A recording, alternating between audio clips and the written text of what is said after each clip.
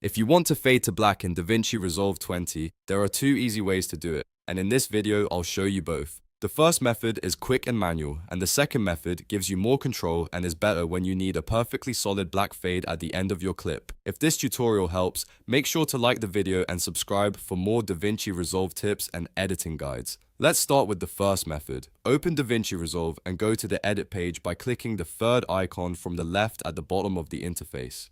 This is where you'll be working on your timeline. Once you're on the edit page, find the video clip on your timeline that you want to fade out. This can be the last clip in your sequence or any clip where you want to gradually disappear into black.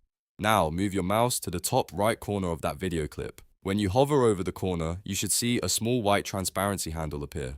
This handle is what lets you create a manual fade. Fade directly on the clip. Click that white handle and drag it to the left. As you drag farther to the left, the fade becomes slower and longer. If you only drag it a short distance, the clip will fade out quickly. If you drag it farther, the fade will take more time and feel smoother. If you want to fine-tune the look of that fade, look for the small diagonal fade line and then click and drag the little center dot. This lets you create a custom curve, which changes how the fade feels visually. You can make it ease out more gently or make it fall off more sharply depending on the style you want. This is a great option when you want a fast, simple fade without adding any extra transition effects. Now let's move on to the second method, which uses a transition. This method is especially useful if you want more control over the fade, or if you have clips on tracks below your main video. In those cases, a regular manual fade might reveal whatever is underneath, but a dip to color dissolve can fade all the way to solid black. To begin, click the effects button in the top left toolbar. This opens the library of effects and transitions. From there, go to the toolbox category, then choose Video Transitions.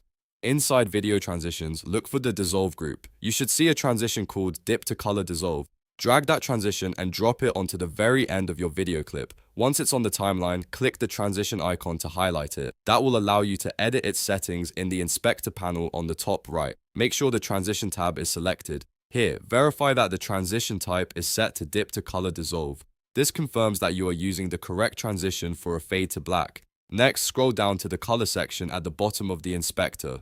Click the black color box and make sure it is set to pure black. This is the key setting that makes the transition fade into a true black screen instead of another color. After that, you can adjust the duration fields in the inspector to decide exactly how long the fade should last. You can use seconds or frames, depending on how precise you want your edit to be. If you want the fade to feel smoother, open the Ease drop-down menu and choose a preset like In and Out. This can make the transition feel more natural and polished, especially if you are using the fade at the end of a cinematic sequence or a YouTube outro. One important tip, if you have other clips on tracks below your main clip, the Dip to Color Dissolve method is usually the better choice. That's because it ensures the screen goes to solid black rather than accidentally revealing layers underneath. So if you want a clean, professional fade to black, this is the safer and more reliable method.